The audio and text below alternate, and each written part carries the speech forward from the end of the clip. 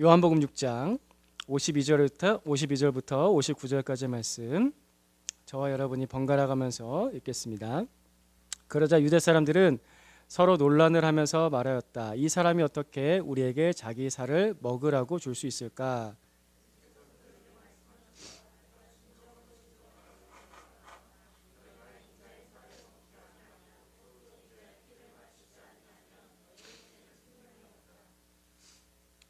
내 살을 먹고 내 피를 마시는 사람은 영원한 생명을 가지고 있고 마지막 날에 내가 그를 살릴 것이다.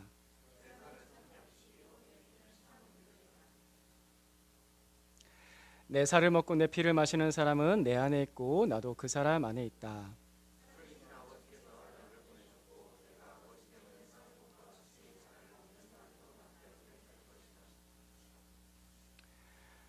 이것은 하늘에서 내려온 빵이다. 이것은 너희의 조상이 먹고서도 죽은 그런 것과 같지 아니하다.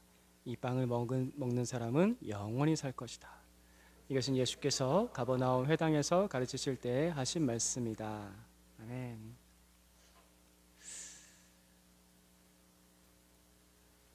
오늘 하나님께서 우리 가운데 정말 예수님을 아는 특별한 은혜를 주셨으면 참 좋겠습니다.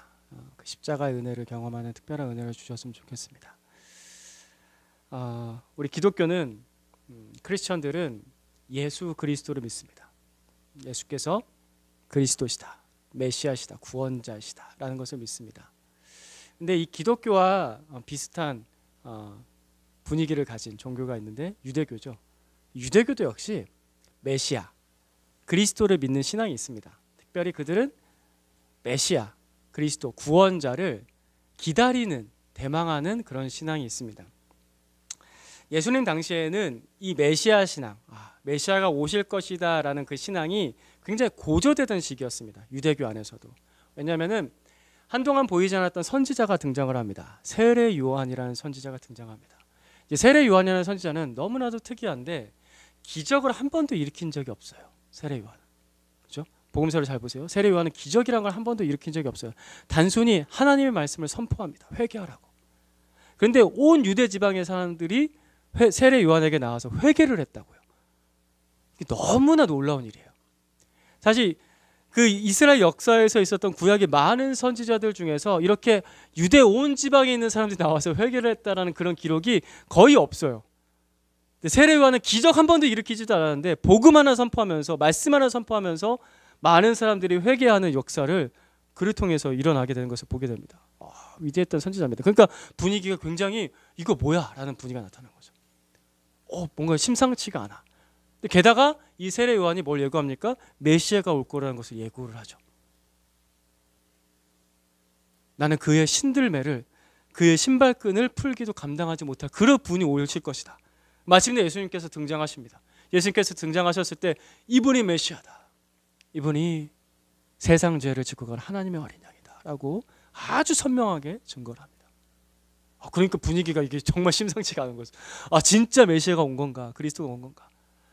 그래서 예수님께서 그 소개를 받으셔서 본격적으로 복음을 전파하시죠. 하나님 나라 복음을 전파하시고 제자들을 부르시고 그 수많은 기적들을 일으키십니다.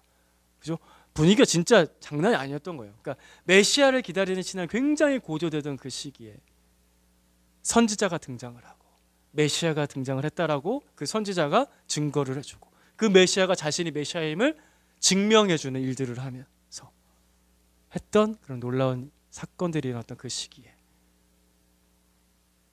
그래서 유대인들은, 그 유대인들의 소수는 그 예수님이 진짜 우리가 기다리던 메시아, 하나님께서 보내신 구원자, 하나님의 아들 그리스도다라는 것을 믿고 따랐던 소수의 사람들이 있었고, 근데 대다수의 유대인들은 그 메시아를 믿지 않았습니다. 그 현재까지도 유대교인들, 진짜 아직도 여호와 신앙을 믿는 유대교인들은 예수님을 메시아, 그리스도로 인정하지 않습니다. 메시아를 기다리던 유대인들이었습니다. 그게 대망하던 유대인들이었습니다. 근데 정작 메시아가 나타나는데 왜 그 메시아를, 그 그리스도를 믿지 않았을까?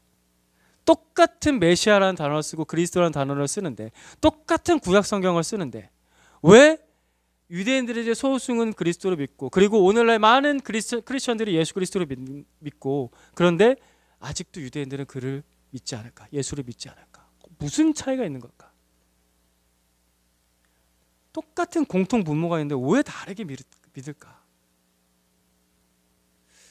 유대인들에게는 그들이 원하는 유대인의 메시아 상이 있었습니다.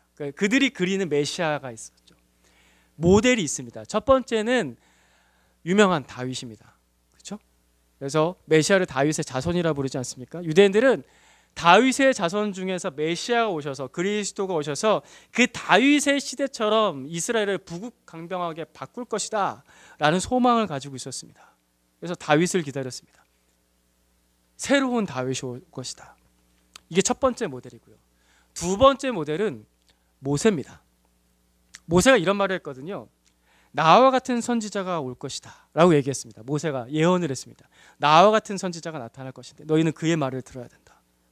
그래서 그 모세와 같은 선지자, 그 모세를 닮은 메시아가 나타나서 모세처럼 놀라운 기적들을 베풀고, 그래서 그 모세처럼 그 옛날에 그 강대국이었던 이집트에서 이스라엘 민족을 끌어냈던 것처럼 오늘날 우리 로마 식민지를 지배를 받는 우리를 끌어내서 우리를 구원할 것이다 라는 그런 소망이 있었습니다. 그 모세를 모델로 가지고 있었던 거죠. 두 사람이죠. 첫 번째가 누구라고요? 다윗. 두 번째는 모세예요. 이 두 사람이 있었습니다. 즉 이 사람들이, 이 유대인들이 그리던 메시아상은요, 요약하자면 이래요. 사실은 거기에 담겨진 것은 이래요. 정치적 메시아를 원했던 거예요.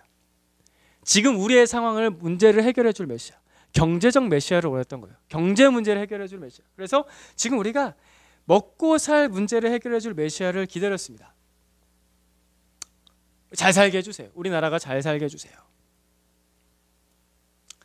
사실 예수님께서 그런 문제를 해결하는 기적도 보여주셨죠. 생각해 봅시다. 예수님께서 그런 경제적 문제를 해결해 줄 수 있는, 또 어떻게 보면 정치적인 어떤 강한 권력을 집중할 수 있는 그런 기적들도 보여주셨잖아요. 어떤 게 있을까요? 그렇죠. 오병이어예요. 훌륭합니다. 훌륭한 회중. 예수님께서 그 경제적 문제를 해결해주는 기적을 하나 보여주시는데, 오늘 우리가 요한복음 6장 보고 있지 않습니까? 6장에 나오는, 6장 앞부분에 나오는 오병이어라는 기적입니다. 예수님께 모여든 많은 사람들이 있었습니다. 남자 숫자만 5천 명이라고 알려져 있죠. 남자 숫자만 5천 명. 그래서 남녀노소 다 합치면 약 2만 명. 약 2만 명의 수많은 사람들이 예수님께 모여들었는데, 예수님께서는 그들을 보리떡 5개, 물고기 2마리, 아주 작은 도시락, 소년의 도시락을 통해서 그 수많은 사람들, 그 2만 명을 다 먹이셨다. 먹이신 정도가 아니라 배부르게 하셨다라고 나옵니다. 성경에 그렇게 기록됩니다. 배부르게 하셨다고. 원하는 만큼 주셨다고. 배부르게 하셨고 심지어 남았다라고. 12광줄에 남았다라고 나옵니다. 엄청난 기적이죠. 근데 그때가 마침 어떤 때였냐면요, 요한복음에 나오는데 6월절이 가까운 때였다고 나옵니다. 6월절이 가까운 때. 자, 종합해 봅시다. 6월절, 떡, 수많은 사람. 이 세 가지. 6월절, 떡, 수많은 사람. 이 세 가지를 들으면, 유대인들이 들으면, 이 세 가지를 유대인들이 보면 누가 떠오를까요? 앞에 말했던 두 모델 중에서 모세. 그치, 모세죠. 6월절, 떡, 그 수많은 사람들. 광야에서 무려 40년 동안, 아무것도 없는 광야에서 무려 40년 동안 하늘에서 내리는 만나를 60만 명에게 먹였다. 그 모세. 그래서 유대인들은 그제서야 이 모세와 닮은 기적을 행했던 예수님을 보고서 메시아다 라고 생각했던 겁니다. 그래서 오늘 본문에 앞에 부분에 이렇게 나오죠. 14절 15절 말씀 같이 읽어봅시다. 시작. 사람들은 예수께서 행하신 표징을 보고 이분은 참으로 세상에 오시기로 된 그 예언자다 하고 말하였다. 예수께서는 사람들이 와서 억지로 자기를 모셔다가 왕으로 삼으려 한다는 것을 아시고 혼자서 다시 산으로 물러가셨다. 아시겠죠? 이 말이 왜 나오는지. 세상에 오기로 된 그 예언자다. 모세다. 메시아가 나타났다. 그 메시아 모세가 나타났다 라고 했는데, 그래서 유대인들은 뭘 원했다고요? 정치적 군주를 원했다고요. 정치적 문제를 해결해줘. 그래서 그 예언자다 하면서 신앙적인 면으로 접근하지 않고 그 모세를 닮은 예수님을 유대인의 왕, 정치적 군주로 세우려고 합니다. 여러분, 만약에 많은 사람들에게 인기를 얻어요. 내가 많은 사람들, 와 대단해, 멋있어, 훌륭해, 야, 저 사람의 말은 뭔가 좀 달라, 기적을 베풀어. 그리고 그 사람들이 권력을 준다고 해요. 수많은 인기와 권력을 나한테 준다고 할 때 여러분들은 그러면 어떤 행동을 취하실 것 같으세요? 많은 사람의 인기와 권력 두 가지를 준다. 어디부터 가야 될까요? 민주당이나 국민의힘을 찾아가야 되죠. 둘 중에 하나. 내가 이 정도의 인기가 있습니다. 내가 이 정도의 권력을 모을 수가 있습니다. 저를 공천해 주십시오. 내년 4월인가요? 예, 국회의원 선거가. 예, 빨리 진작에 가서 빨리 이렇게 잘 협의를 해서 일단 국회부터 들어가야 돼요. 국회의원 출마해서 이 권력을 사용해서 나중에는 어디까지 가요? 대권까지 노려볼 수가 있는 거죠. 그 수많은 사람의 인기와 그들이 나에게 권력을 주겠다고 자청을 한다고요. 그러니까 정치 권력의 그 최고봉에 오를 생각을 하게 되죠. 오늘날에도 그 인기와 권력이 있으면, 돈이 있으면은 내가 정치하겠다는 사람들이 얼마나 많이 있어 왔습니까? 사람들 보통 이 두 가지가 모이면 그 생각한다고요. 내가 정치인이 되겠다라고. 꽝 잡는 게 매다, 목적만 이루면 다 된다라는 이 논리가 정치에도 경제에도 종교에도 적용해서 돌아가지 않습니까? 그러니까 예수님께서 이 인기와 권력을 잘 이용해서 예수님의 목적을 이루실 수도 있었을 텐데 라고 생각할 수 있습니다. 그래서 예수님에 대해서 오늘날에도 많은 사회학자들 중에서 오늘날 잘못 이해하는 사람들은 예수님을 그런 정치운동하는 사람, 사회운동하는 사람으로 오해합니다. 그러나 예수님 절대 그러신 적이 없어요. 도대체 성경이 어떤 부분을 보고서 어떤 부분만 쪼개내고서 예수님을 사회운동가라고 얘기하는지 모르겠는데 전체를 봐야죠. 예수님 그러신 적이 없어요. 예수님은 그런 권력을 이용하지 않으시고 예수님께서 어떻게 하셨어요? 혼자서 다시 산으로 물러가셨다. 예수님 그 사람들을 피해서 도망치셨어요. 산으로. 그거 원하신 적이 없어요. 예수님께서는 정치적 메시아로 오지 않으셨어요. 그래서 인간적인 방법을 쓰지 않으셨다고요. 그런 권력, 그런 인기를 쓰신 적이 없으십니다. 지난주 말씀 기억하시나요? 예수님께서는 어설픈 중간지대를 만들지 않으시는 거예요. 진짜 신앙이 되려면은 타협점을 만들면 안 돼요. 신앙하고 세상하고 중간에 타협 지점을 만들게 되면은 그 사람은 메시아가 될 수가 없는 거예요. 하나님이 보내신 메시아가 될 수 없어요. 신앙하고 종교하고 신앙하고 세상하고 타협 지점을 만들게 되면, 그 중간 지점을 만들게 되면은 나를 구원하는 메시아가 될 수 없는 거예요. 예수님 그런 거 타협하신 적이 없으시다고요. 도망치시죠. 그러고 나서 어떻게까지 말씀하시냐? 굉장히 매몰찬 말씀을 하십니다. 26절, 27절. 26절 제가 먼저 읽겠습니다. 예수께서 그들에게 대답하셨다. 내가 진정으로 너에게 말한다. 너희가 나를 찾는 것은 표징을 보았기 때문이 아니라 빵을 먹고 배가 불렀기 때문이다. 너희는 썩어 없어질 영생에 이르도록 남아있을 양식을 얻으려고 일하여라. 이 양식은 인자가 너희에게 줄 것이다. 아버지 하나님께서 인자를 인정하셨기 때문이다. 아멘. 예수님께서는 자신을 왕 삼으려고 했던 그 유대인들을 이렇게 평가하시죠. 하나님을 따르는 척하지만 사실은 빵을 따르는 사람들이다. 영생을 원하는 척하지만 사실은 썩을 양식, 먹어도 죽을 양식이 바라는 사람들이다. 이렇게 얘기하고 있습니다. 먹어도 죽을 양식. 너희들이 진짜 원하는 거 이거잖아. 먹어도 죽을 양식 달라고 하는 거잖아. 반대로 말하자면 이게 무슨 뜻이냐면요. 빵 없으면 신앙 버릴 사람들이다. 빵 없으면 신앙 버릴 사람들. 좀 어려운 일 있으면, 빵 없다라는 거 다른 말로 바꿔볼게요. 고난이 있으면 하나님 안 따를 사람들이다. 너희들 그런 사람도 아니야. 그러니까 유대인들이 정치적 메시아를 원하고 경제 문제를 해결할 메시아를 원하지 않나. 예수님께서 유대인들을 너무나 잘 아셨죠. 그런 거 원하는 너희들, 내가 뭐 때문에 너희가 날 찾는지 안다 라고 하시면서 아주 낮게 평가를 하시죠. 낮게 평가를 하십니다. 막 사람들 쫓아온다고 좋아하지 않으셨습니다. 예수님께서. 사람들이 막 권력을 준다고 예수님께서 좋아하신 적이 없어요. 그런 예수님이 아니십니다. 그렇죠? 절대 타협하지 않으십니다. 굉장히 올곧으시죠. 그렇다면 오늘 나는 그 예수 그리스도를 따르는 크리스천이 되려고 하는 사람인데, 그리스도인이 되려는 사람인데, 그리스도인으로 살려는 사람인데, 나는 그러면 빵 없어도 예수님 따르려고 하는 사람인가? 이 질문을 던져봐야 돼요. 고난이 있어도 하나님을 버리지 않을 사람인가? 나는 그 생각하면서 지금 여기 앉아있나? 내가 무엇 때문에, 내가 왜 이분을 믿고 따라야 되는가? 이 신앙의 이유, 이 신앙의 이유에 대한 분명한 답을 바르고 정확하게 찾아내야 예수님을 끝까지 따릅니다. 어설프게 중간지대를 만들고 어설프게 타협하면은 고난 오면 버린다고요. 빵 없으면 예수님 안 따른다고요. 이게 그냥 제가 지어낸 말이 아니에요. 유대인들이 이미 보여줬어요. 그래서 예수님 따르던 수많은 사람들이 있었는데 예수님을 많이 떠났다고, 사실 이 사건 이후로 예수님을 떠났다는 기록이 나옵니다. 요한복음 6장 뒷부분에 많은 제자들이 예수님을 떠났다. 심지어 제자라는 표현을 쓰셨어요. 제자들이 예수님을 떠났어요. 그래서 예수님께서 남은 제자들 누구? 12명에게도 물어보시죠. 너희도 떠날래? 예수님 굉장히 쿨하시죠? 떠나려면 떠나. 나는 타협하지 않을 거야. 우리는 지금 이런 예수님을 믿으려고 합니다. 우리는 지금 이런 예수님을 그리스도로 믿고 따르려고 합니다. 그러니 내가 왜 그분을 믿어야 되는지에 대한 그 신앙의 이유에 대한 명확한 답을, 제대로 된 답을 찾아야 돼요. 어설픈 메시아상을 만들면 안 됩니다.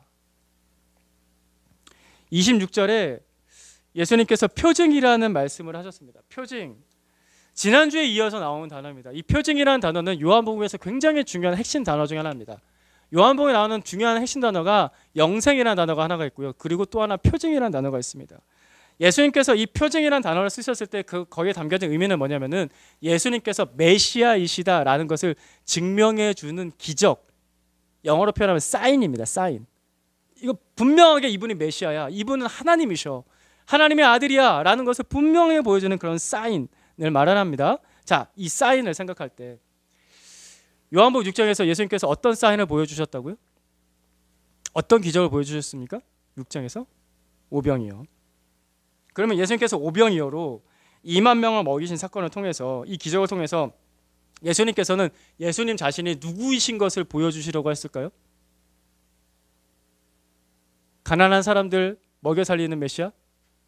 가난한 사람들 불쌍히 여기는 메시아? 경제 문제, 정치 문제 해결해 주는 메시아? 물론 예수님께서 그 사람들 불쌍히 여기셨어요. 안 불쌍히 여기셨다는 게 아니에요. 예수님께서 너무 불쌍히 여기셨어요. 예수님은 어디를 가든지 사람을 볼 때마다 너무 긍휼이 넘치셨어요. 그러니까 병든 자 있으면 그냥 지나치지 못하셨어요. 여러분, 병든 사람의 그 환부에 손을 얹어보신 적 있으십니까? 고름나는 그 자리에 손을 얹어보신 적 있으세요? 예수는 단 한 번도 그냥 나아라 이런 식의 그런 가벼운 기적을 베푸신 게 아니라 그 환부에 직접 손을 대시고 고치셨어요. 예수님은 긍휼이 많으셨습니다. 가난한 사람들에게 긍휼이 있으셨어요. 긍휼히 여기지 않으셨다는 뜻이 전혀 아니에요. 긍휼히 여기셨어요. 그래서 그 문제도 해결해 주셨죠. 근데 그것만 하러 오셨나? 그게 예수님의 주 업무였나? 그럼 그렇다고 한다. 만약에 그게 예수님의 주 업무였다고 한다면은 성경에 이 일만 기록이 돼야 돼요. 그죠? 맨날 병 고치고 맨날 밥 먹이고, 이게 성경 사복음서에 매일같이 기록이 된다고요. 자, 모여 밥 줄게. 자, 모여 줄 서 내가 고쳐줄게. 근데 성경에 진짜 그렇게 기록이 되었나? 아까도 보셨죠? 이 사람들 피해서 산으로 가셨다고요. 이 불쌍한 사람들 놓고서 산으로 가셨어요. 왜 이 불쌍한 사람들 놓고서 예수님의 메시아가 왜 산으로 도망쳐? 이 사람들 어쩌라고? 예수님은 왜 그러셨을까? 계속해서 6장 이어서 봅니다. 32절, 33절 말씀. 여러분 먼저 읽어주시겠습니까? 시작. 예수께서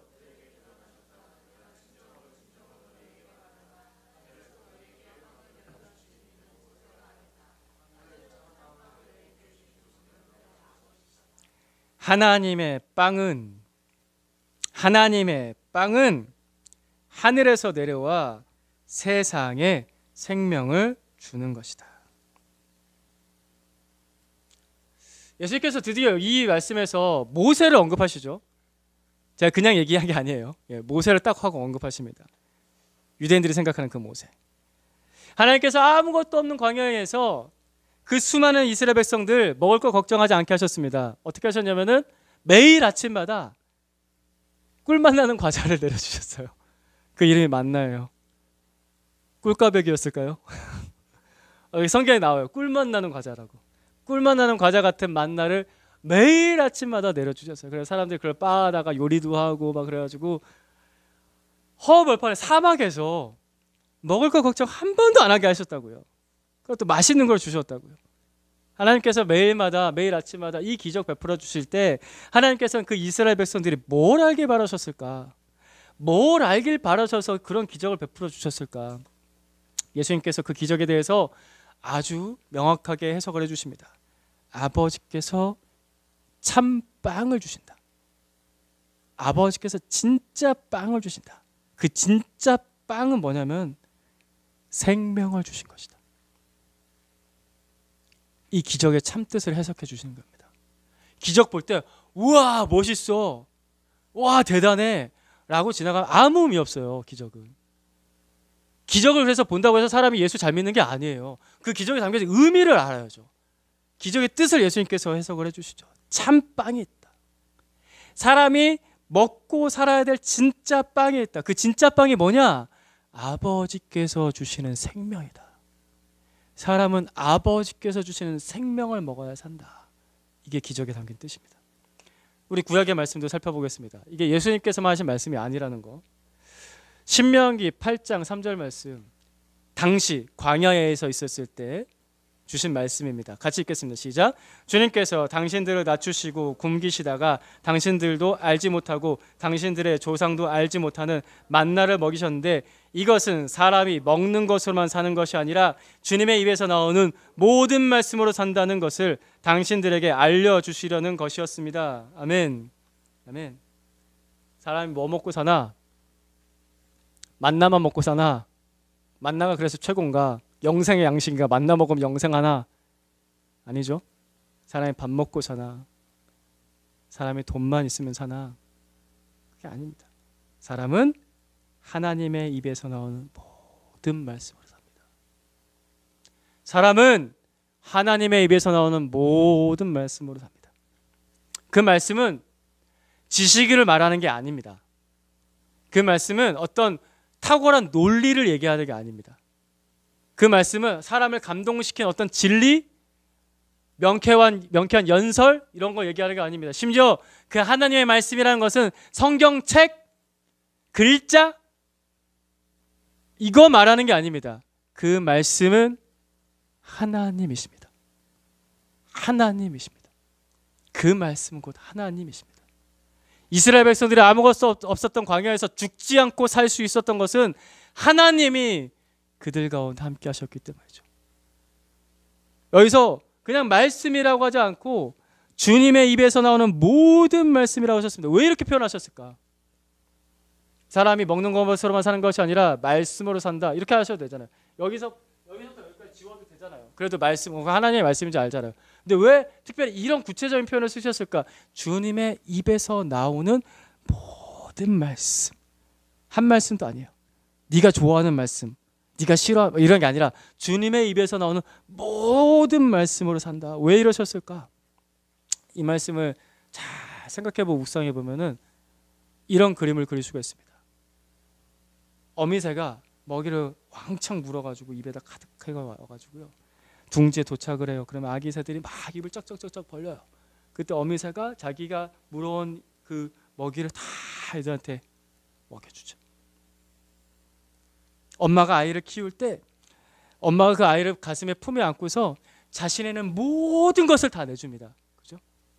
아이 품고서 젖 먹어 보시는 우리 어머니들 그런 마음 드잖아요. 내가 얘를 위해서 다 줄 수 있을 것 같아. 내 생명도 줄 수 있을 것 같아. 여러분 사실 그렇게 사셨어요. 주님의 입에서 나는 모든 말씀을 한다. 결코 하나님과 나의 관계가 그냥 멀리는 그런 관계가 아니라 너무나 가까운 관계고, 그분은 나에게, 그분에 있는 모든 것을, 그분의 생명을 나에게 먹여주시는 분이시다 라는 겁니다. 구약에서부터 이런 분이셨어요. 그래서 오늘 예수님의 말씀을 이 배경에서 이해할 수가 있습니다.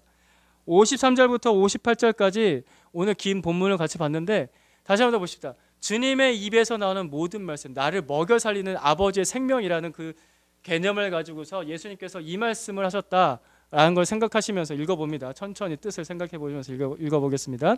여러분이 53절 먼저 읽어주십시오. 시작. 예수께서 그들에게 말씀하셨다.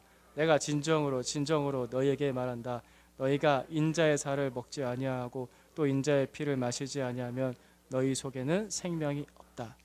내 살을 먹고 내 피를 마시는 사람은 영원한 생명을 가지고 있고 마지막 날에 내가 그를 살릴 것이다. 번갈아 가면서 읽을게요. 55절 시작. 내 살은 참 양식이요 내 피는 참 음료이다. 내 살을 먹고 내 피를 마시는 사람은 내 안에 있고 나도 그 사람 안에 있다. 살아계신 아버지께서 나를 보내셨고 내가 아버지 때문에 사는 것과 같이 나를 먹는 사람도 나 때문에 살 것이다. 이것은 하늘에서 내려온 빵이다. 이것은 너희 조상이 먹고서도 죽은 그런 것과 같지 아니하다. 이 빵을 먹는 사람은 영원히 살 것이다. 아멘. 예수님께서 우리에게 자신을 주십니다. 예수님께서 우리에게 자신을 주신다고요. 자식이 부모의 피와 살을 먹고 살잖아요. 그 어떤 자식도 부모의 살과 피가 없으면요 제대로 된 사람으로 살 수가 없다고요. 자식이 부모의 피와 살을 먹고 살듯이 모든 사람은 예수님의 살과 피를 먹어야 살아. 예수님의 살과 피를 먹어야 살아. 원래 사람은 하나님의 생명, 그 살과 피를 먹어야 산다고요. 이것이 사람이 먹어야 될 진짜 밥입니다.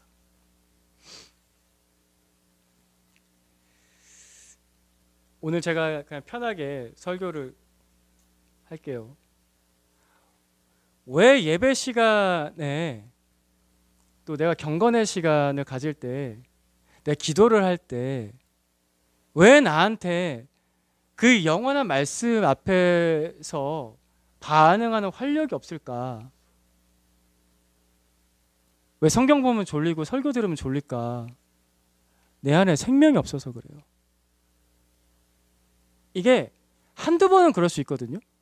가끔 피곤해서 한두 번은 그럴 수 있는데, 내가 성경을 볼 때마다 기도를 할 때마다 힘이 없고 예배 드릴 때마다 나한테 힘이 없어요. 그러면 이거 문제가 심각한 거예요. 나한테 뭐가 없다? 생명이 없다는 거예요. 내가 죽어 있다는 거예요. 병들었다는 거예요. 그러니까 내가 거기에 반응을 못하는 겁니다, 여러분.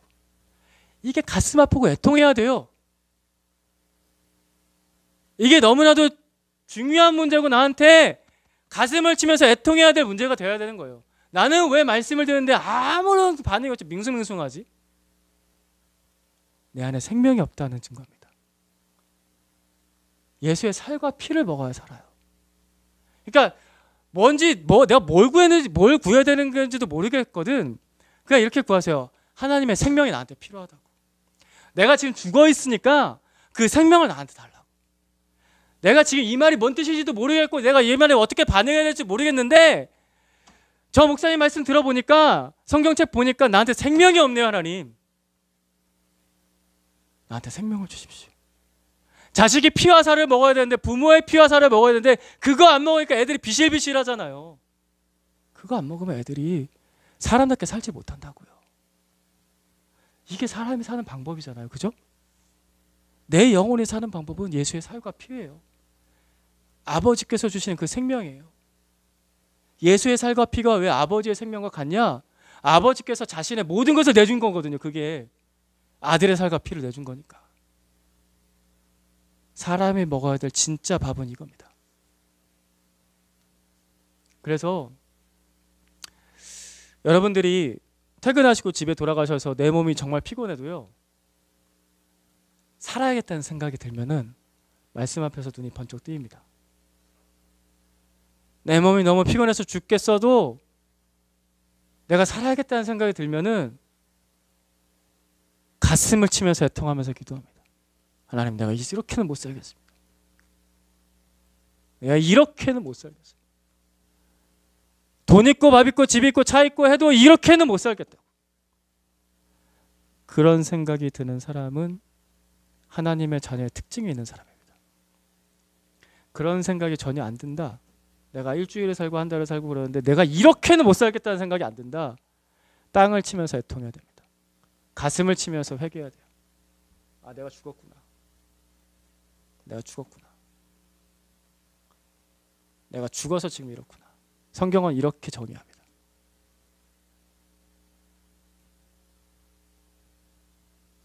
요한복음 1장 14절 말씀 같이 봅시다.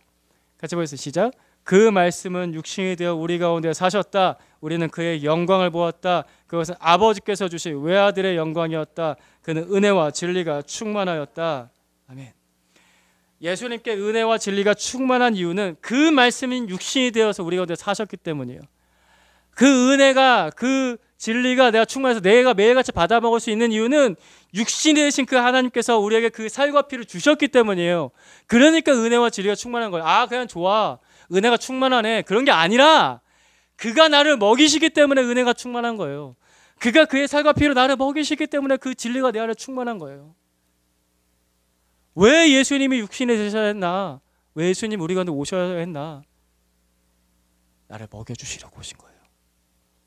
오늘 우리가 왜 이 이야기를 듣고 있나? 육신이 되신 그 예수 그리스도께서 다시 한 번 더 우리 가운데 찾아오셔서 이렇게 말씀해 주시려고. 나를 먹는 사람도 나 때문에 살 것이다. 같이 읽어봅시다. 시작. 나를 먹는 사람도 나 때문에 살 것이다. 나를 먹는 사람도 나 때문에 살 것이다. 나를 먹는 사람도 나 때문에 살 것이다. 예수를 먹는 사람은 예수 때문에 삽니다. 사탄이 광야에서 금식하시던 예수님을 시험했던 첫 번째 기억하시죠? 돌을 떡으로 만들어라. 와, 예수님도 똑같은 시험 받으셨어요. 그렇죠? 이게 시작점이었습니다. 예수님의 공생의 시작점. 돌을 떡으로 만들어. 사탄이 와서 이렇게 시험합니다. 배고프지? 돌 떡으로 만들어. 야, 먹어야 살지. 예수한테 이렇게 얘기한 거예요. 예수님께 사탄이 예수님을 깔보고서 그러니까 사탄이 이런 느낌이죠. 예수한테 와서 야, 먹어야 살지. 그게 우선이지. 야, 그거 아니면 어떻게 살아? 야, 너 하나님의 아들이라며. 너 능력 좀 있다며. 보니까 너 좀 영적이네. 돌을 떡으로 만들어봐. 그렇게 할 수 있잖아, 너는. 예수님도 우리랑 똑같은 시험을 받으십니다. 그때 예수님의 대답이 뭔가?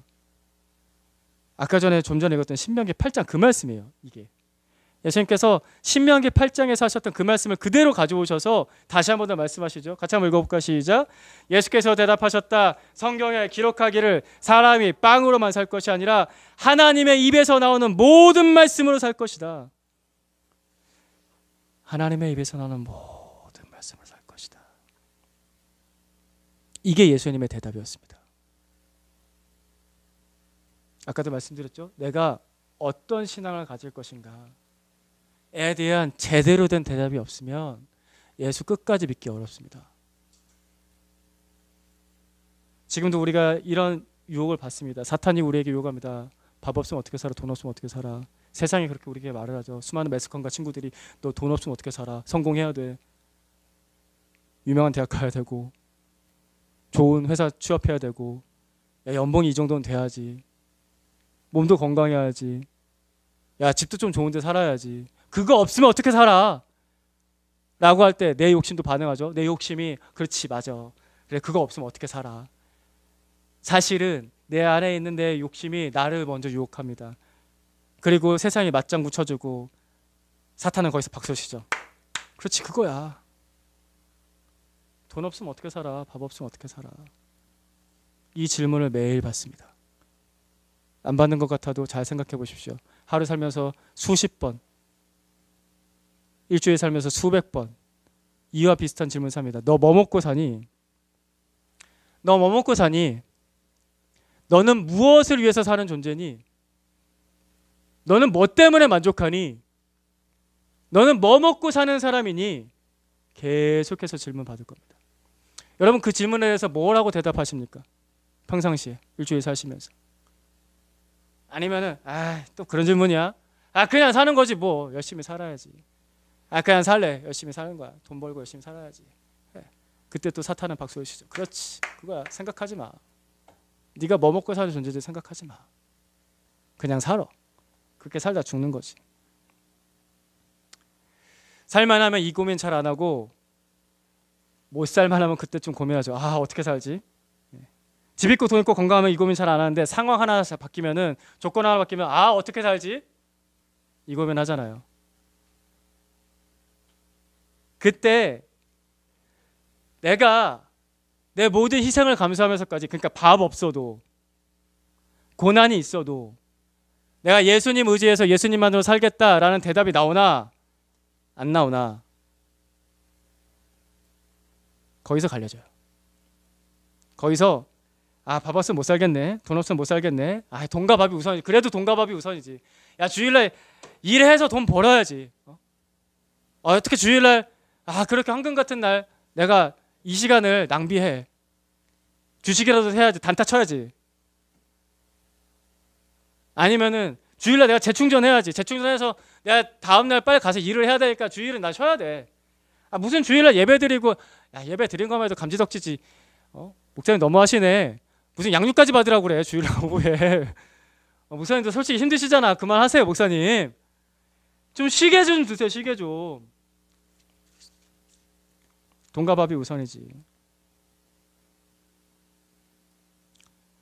그 대답하면 끝까지 예수 못 믿습니다. 제대로 못 믿습니다. 장담하기 어렵습니다. 오늘 한국교회는 한 번 구원받으면 당신의 구원이 영원히 보장된다라는 그 교리 하나만 주장하면서 사람들을 굉장히 방만하게 만드는 경향들이 있습니다. 여러분 예수님의 삶을 보십시오. 예수님께서 방만하게 사신 적 있으십니까? 그 처절한 십자가를 보세요. 예수님께서 대충 그렇게 하셨나요? 아니 우리는 그런 예수님을 믿겠다는 사람인데 어떻게 그런 게 가능할까요? 그게 상식적이지가 않아요. 그러니까 세상에서 우리를 볼 때도요. 우리 행동이 상식적으로 안 보이는 거예요. 저 사람들 진짜 예수 믿는 게 맞나? 사람들이 그렇게 생각한다고. 그렇지 않아요? 어떻게 저렇게 행동하면서 저러면서 크리스천이라고 얘기하지? 희생이 없어요. 헌신이 없어요. 대충 세상 사람들과 비슷하게 살아요. 대충. 여러분 제가 밥이 필요 없다는 게 아니에요. 돈이 필요 없다는 게 아닙니다. 사람은 밥만으로는 살지 않습니다. 그러니까 무슨 말이냐면 밥이 돈이 우선은 아니라는 거예요. 밥이 돈이 우선인 가치관으로 살면요. 내가 원하는 메시아 만들어요. 유대인들처럼요. 정치적 메시아를 만들어요. 경제적 메시아를 만들어요. 그래서 아 저런 정치인이 저런 경제인이 나의 문제를 해결해 주셨으면 좋겠다. 그런 식으로 접근을 한다고요. 하나님께서 보내신 메시아를 바르게 보고 믿을 수가 없어요. 예수님을 바르게 믿으려면요. 내 잘못된 가치관이 깨져야 됩니다. 돈에 휘둘리고 밥에 휘둘리는 그런 가치관이 깨지려면은 십자가 지신 예수님을 바라봐야 돼요. 날마다 십자가 지신 예수 그리스도를 바라보십시오. 밥 세 끼 먹을 때마다 예수님의 살과 피로 산다라고 고백하시면서 의지하면서 사십시오. 자기 생명을 주어서 자식 살리는 어머니처럼 나에게 살과 피를 먹이시는 그 예수 그리스도를 바라보세요. 날마다 제가 고난주간이라고 이 얘기하는 것도 있긴 하지만 솔직히 근데 이게 이 주간만이 아니라 매 순간순간마다 살아가는 매 순간순간마다 나에게 살과 피를 먹이시는 예수님의 은혜로 산다라고 바라보시라고요. 매 순간순간마다 받아 먹으세요. 우리 아까 아이들한테 했던 것처럼 이거 어떻게 받아 먹어? 그냥 기도해 봐요. 제가 이거 어떻게 받아 먹는다고 구체적으로 얘기하기 좀 힘들어요. 그냥 구해서요. 주님 나한테 예수님의 살을 주세요. 나한테 예수의 피를 주세요. 나한테 예수님의 생명을 주세요. 기도해 보세요. 단순하게. 단순하게. 예수님께서 주신다고 하셨으니까. 나를 먹는 사람도 나 때문에 살 것이다. 나를 먹는 사람도 나 때문에 살 것이다. 한 번 더 같이 읽어보시다면 마지막 줄에 시작. 나를 먹는 사람도 나 때문에 살 것이다. 아멘. 이게 예수 믿는 사람입니다. 이러면 구원을 받습니다. 이게 구원받은 자의 특징입니다. 예수 때문에 산다. 내 평생에 다른 거 어떤 거 없어도 예수 때문에 산다.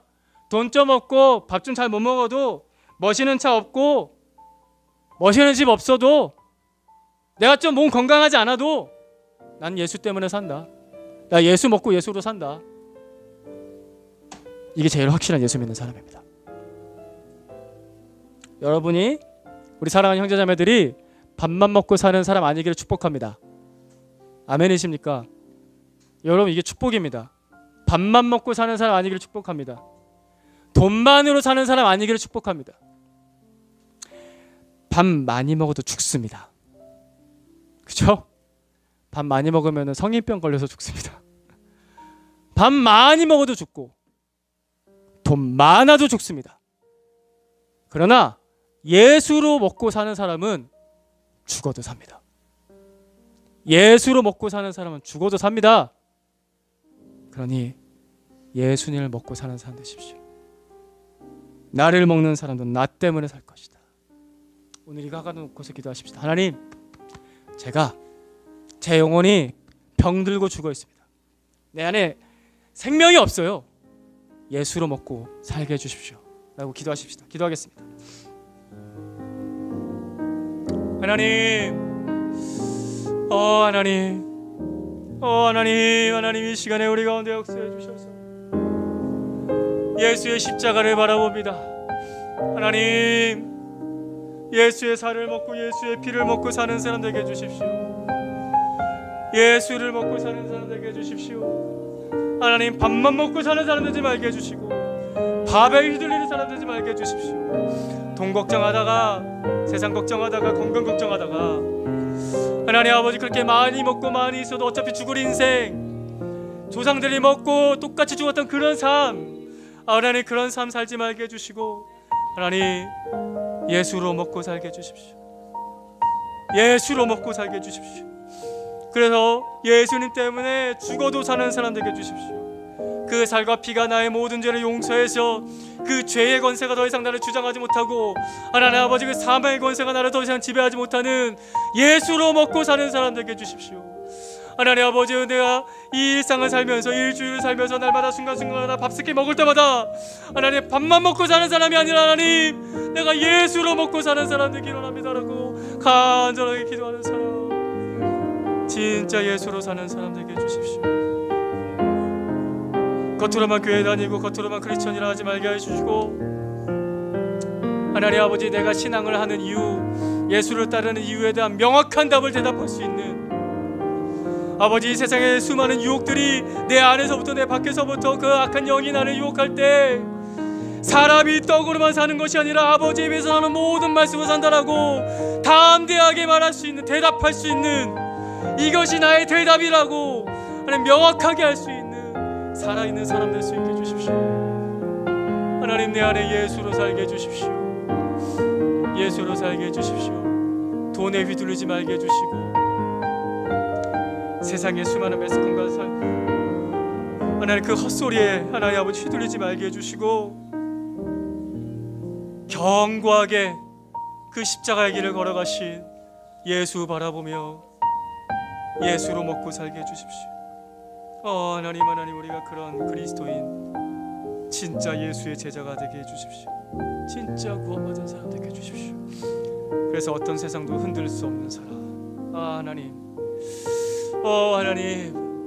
세상의 그 어떤 말도 흔들 수 없는 사람, 진짜 생명이 있고 진짜 진리가 있는 예수가 내 안에 사는 사람, 하나님 그런 사람 되게 하여 주시옵소서.